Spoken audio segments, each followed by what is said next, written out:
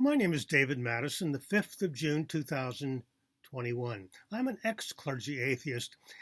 By the time I finished my PhD in biblical studies in 1975, my belief in God had evaporated. And it's very gratifying that atheism has gained momentum, especially in the last 2 decades.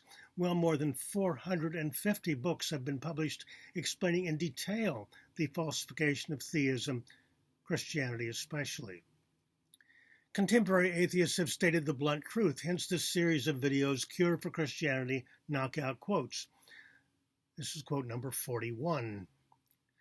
A few days ago, I published on the Debunking Christianity blog an article titled Bible Blunders and Bad Theology, Part 12.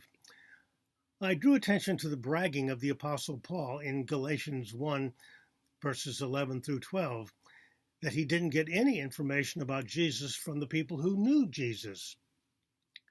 He wrote this, "For I want you to know, brothers, that the gospel that was proclaimed by me is not of human origin. For I did not receive it from a human source, nor was I taught it, but I received it through a revelation of Jesus Christ." Paul relied on his visions, which today we would call hallucinations. What was going on inside his head didn't seem to have much connection with reality going on outside his head. In fact, medical experts have analyzed Paul's letters, and there's a high suspicion that Paul had episodes of TLE, Temporal Lobe Epilepsy. Dr. David E. Cummings, in his book, Did Man Create God? Is Your Spiritual Brain at Peace with Your Thinking Brain? In this book, he discusses the role of TLE in religious experience. He notes Paul's intensity, his fanatical labor for Jesus Christ. So here's knockout quote number 41 from Dr. Cummings. "If it was not for these efforts and for the prolific writings of Paul, it is likely that Christianity would never have progressed beyond a tiny Roman religious sect. If the role of TLE in Paul's conversion is correct, it could be argued that without TLE, Christianity would never have become the dominant religion of the Western world." Unquote. Wow, that's something to consider. Paul had no way of knowing, of course, that he maybe had this affliction. He just thought he was having visions of Jesus, a man he'd never met. And he was fanatically driven by his visions, so he had some pretty weird ideas. Many Christians, if they actually read Paul's letters, would agree that he was just plain wrong about so much. For example, if you belong to Jesus Christ, he said, you no longer have any sexual desires.